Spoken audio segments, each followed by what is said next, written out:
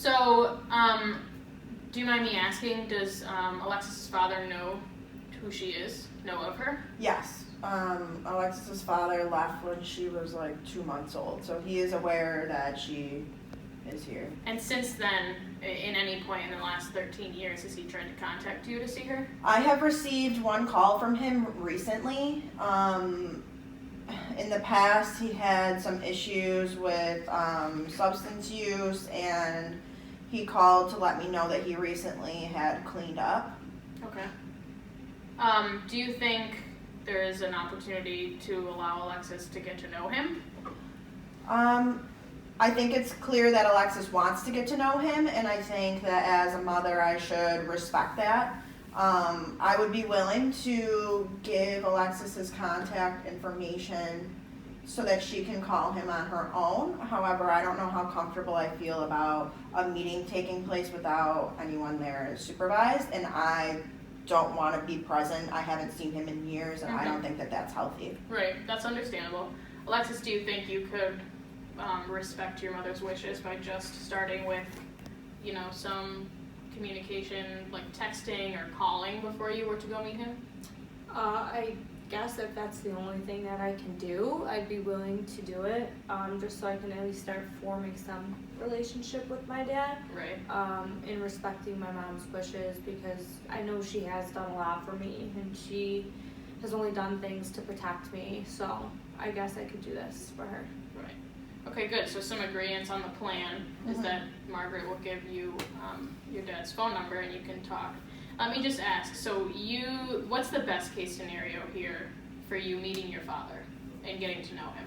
What would be your most ideal situation?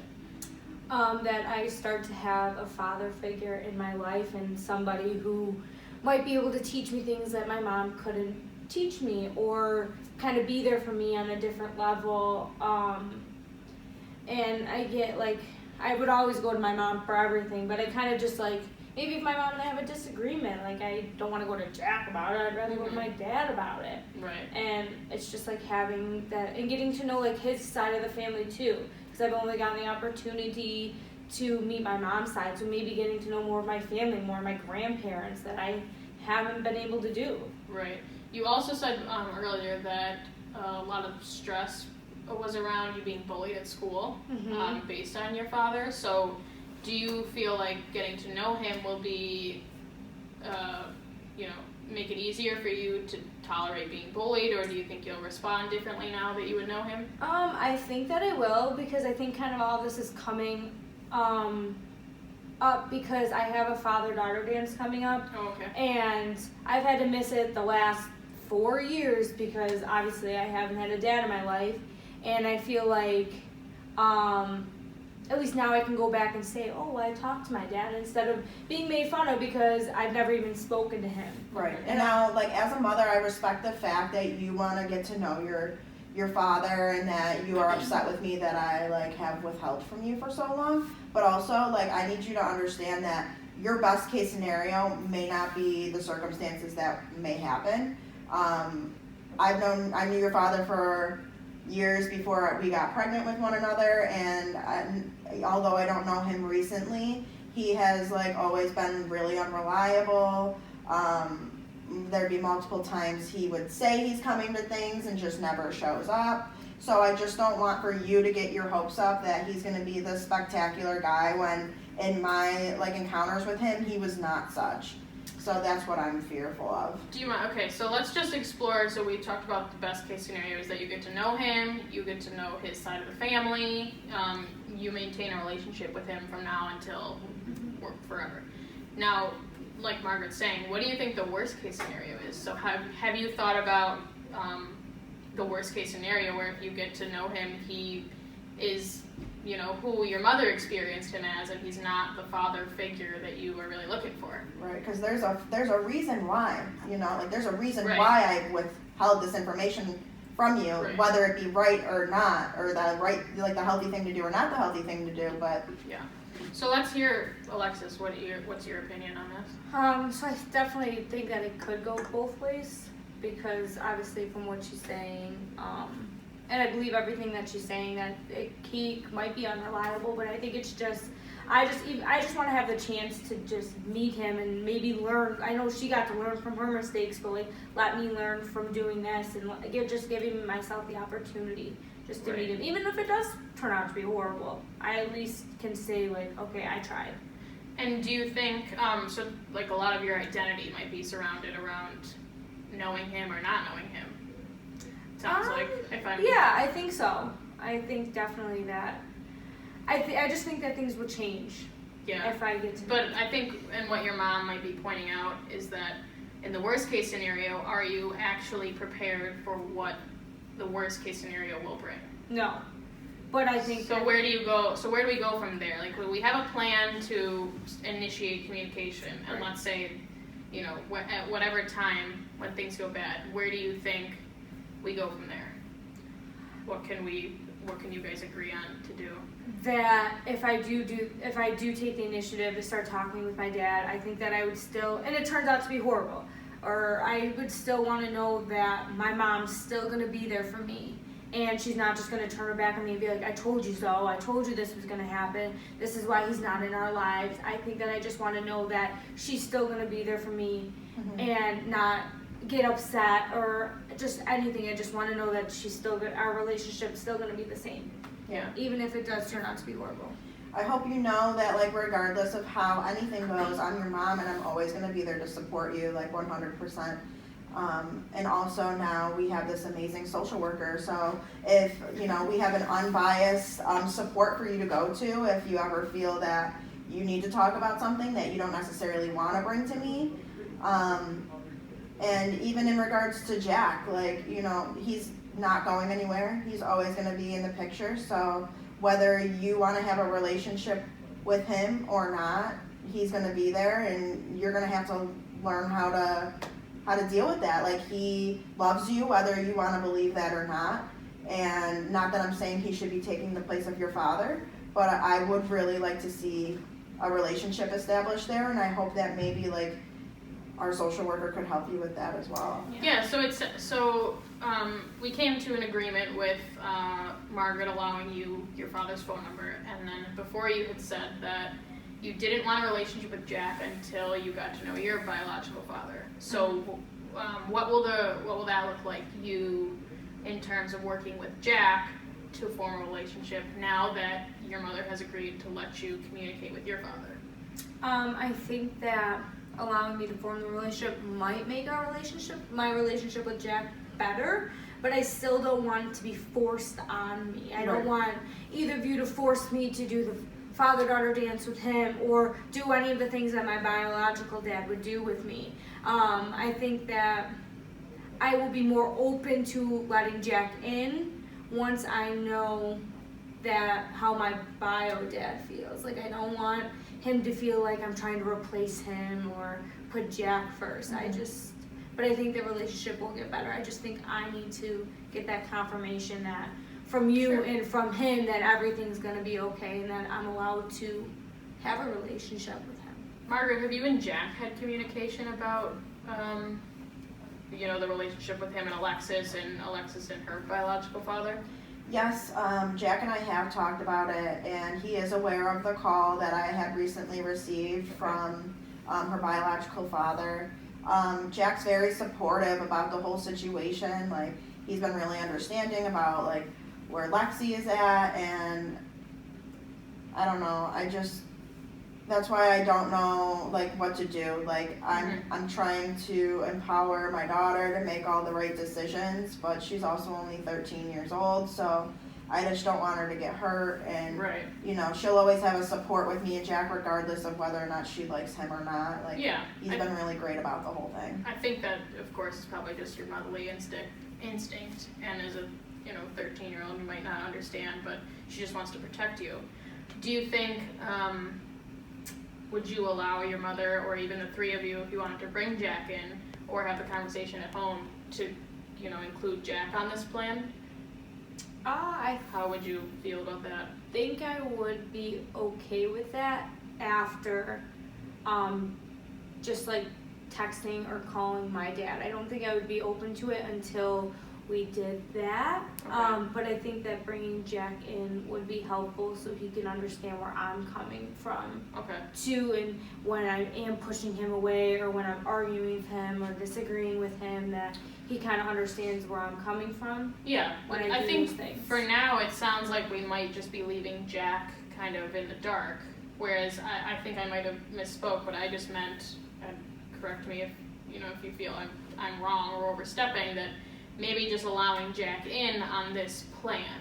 That you could tell Jack, I want to speak to him first.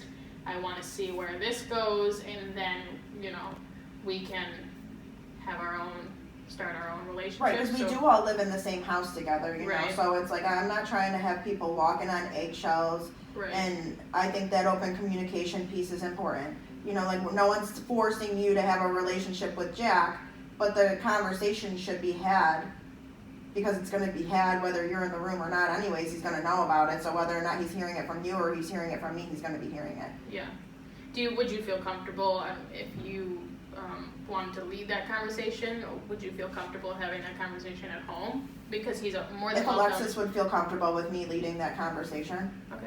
Would you? I don't know. I don't think so. I think even though I don't want him to come here, I don't think that I want my mom to lead the conversation. I think that I would want you to lead it. Okay. But I wouldn't want him to be coming if we came to a session again. I don't think I would want him to be here. Right. I think maybe So- having you take the initiative on the conversation would be better than my mom. Because I don't want her to steer the direction, Sure. steer it going here instead of Yeah. where I want it to go. I think in order to do that, we would have to allow him in to a session. I think Would that maybe be- one session. I Maybe would half allow. a session? Just Half one a session or half Sure. a session. I think I would allow him in, but I don't want to allow him in like a full one just yet. Right. But just to loop him in on Mhm. everything, I Sure. would. I'd be accepting of that Okay. as the mother. We created our role-play scenario around a made-up family that the group formulated together. The model that our group chose to base our intervention off of was from Ivan Nagy's Contextual Family Therapy. In learning about and researching contextual family therapy, the group chose to attempt to integrate and discuss the following 3 themes: invisible loyalties, emotional healing, and the family ledger and legacy. Invisible loyalties exist throughout our entire plot, between the conversation of the social worker, Lexi, and her mother, Margaret. Invisible loyalties are present in our video when the social worker, Christina, points out that Lexi has an ingrained loyalty to her biological father, and Lexi wants to restore this relationship that she has with her father prior to beginning a relationship with her mother's fiance. She has this attachment to her biological father, which in turn makes her want to rebel against her mom and her fiance. And this is demonstrated throughout the entire conversation that exists between the social worker and the mother and the daughter. The daughter is not receptive towards having a relationship with the fiance until she tries to contact her biological father. So here we have demonstrated an invisible loyalty that exists between Lexi and her father, even though they haven't had a relationship throughout Lexi's entire life. Emotional healing was displayed multiple times throughout our film. Christina, who played the social worker, demonstrated emotional healing with Margaret, who was the mother, and Alexis, who was the 11-year-old daughter. Christina allowed for the conversation to be open right from the very beginning. Christina allowed Alexis and Margaret to come in and share their feelings and opinions as to why they were coming into the session that day. Christina again exemplified emotional healing when she pointed out to Margaret and Alexis that they have had such a successful relationship with each other for the past 11 years. Christina makes sure to point this out to Margaret and Alexis so they know that they do have that strong relationship with each other and that they had no involvement from Jack, who is Margaret's fiance, and Alexis's biological father, who has been absent her entire life. Christina also offered more emotional healing to Margaret when she pointed out to Alexis that your mother is only trying to protect you within this situation. She understands that it may be difficult for you to see that at this point in your life because you are only 11, but she wants you to know that she's only doing this to make sure that you're protected and that she is doing the right thing for you. This provided some healing specifically for Margaret. throughout the conversation so that she did not feel like she was being ganged up on by Christina or Alexis. Christina wanted Margaret and Alexis to know that she wasn't going to be taking anybody's side. Christina wanted each person to know that they had the opportunity to share how they were feeling in a safe environment. Another example of when Christina displayed emotional healing was at the end of the conversation. Christina asked Margaret how Jack feels about Alexis meeting her biological father, or how Jack feels about Alexis's biological father maybe becoming more involved in their life. She wanted to make sure that Margaret and Alexis both knew that she was taking into consideration how everybody was feeling in this situation, because she knows that it might not only affect Margaret and Alexis. Christina once again displayed emotional healing multiple times throughout this film, and those were just a few examples of when that occurred. One of the key features of contextual family therapy is the family legacies and the family ledger, where they account for who owes what and the multi-generational passing down of accounts. So the family legacy reflects the expectations handed down from previous generations of men and women and family loyalty. Here, it's a little bit different because our situation had a single mother, so that off the bat starts a different dynamic of passing down the family legacy where the father was not present. And in a clip that we had to cut out due to time constraints, Margaret expressed or shared that her mother was also a single mother, a young single mother. So here we see kind of a pattern of this family being that they are young single women. But they have no relationships with their father. So Alexis here is kind of taking control of who owes her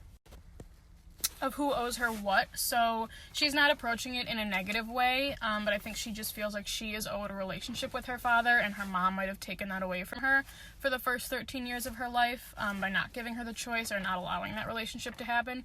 The social worker definitely, myself, could have addressed that more directly by using contextual family therapy terms and approaches to help her understand that maybe this is why she feels like she wants to have a relationship with him now, and helping Margaret feel or process how Alexis is feeling, that she wants to have a relationship and she feels she is owed a relationship with her father. One thing I think the social worker did good was to address with Alexis that the best and worst case scenarios, that the best case scenario would be that she receives this traditional father role figure and she is given what she has deserved for 13 years, and what she's entitled to as a child. She deserves to have both of her parents, but I think the social worker needs to definitely explore with Alexis that things could go wrong, and this is a sensitive situation, so understanding like her entitlements of her family legacy and her family ledger will be difficult if it does not go the way she had hoped, and if it does go the way that Margaret expects it to. Ultimately, I think the social worker did a decent job addressing the family ledger and legacies and debts aspect. I think as long as the social worker can understand better the terms and helping the family process their problems in a contextual way would probably help them understand what they're going through better and be able to process it and find a better solution. While Christina did a fabulous job as the social worker in this role play, the group has collectively come up with some critiques that we would change if we did this role play a second time. From a contextual family therapist perspective, Christina could consider taking a step back and being less directive in her approach for next time. Contextual family therapy is a non-directive approach that encourages family members to speak to one another and open up through free dialogue. Although the family was witnessed to speak to one another frequently, Christina could have been less directive in her approach, allowing for the conversation between the family members to occur more organically and less on Christina's own agenda. We know that invisible loyalties are a big theme in contextual family therapy. At times it felt as though Christina may have made a potential assumption regarding whom Alexis may have felt more loyal to, rather than considering that maybe Alexis feels equally as loyal to her mother and her father, regardless of who raised her, due to an invisible loyalty that Alexis could hold to both biological parents. As for addressing an emotional or a family ledger, it is clear from the video that Margaret holds very many grudges against Alexis's father because she feels that he abandoned Alexis and owes the family much more than he has given them. As a social worker, it may have been beneficial for Christina to outwardly address this emotional ledger that Margaret has towards Alexis's biological father, as Margaret may not even know to what extent this ledger exists, that she's established in her head.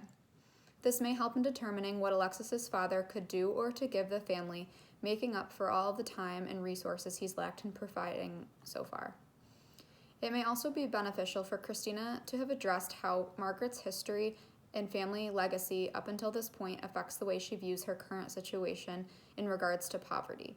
It has been a pattern in Margaret's life to barely scrape by and barely have what she needs financially. Margaret comes from poverty and was also a teenage parent. These two factors seem to be very impressionable on how Margaret handles her current situation with her daughter and her fiancé. While the fiancé provides for her financially and she's in a better place now, her past continues to haunt her. It is clear that Margaret is terrified to become poor again, and Christina may want to validate the legacy more for next time.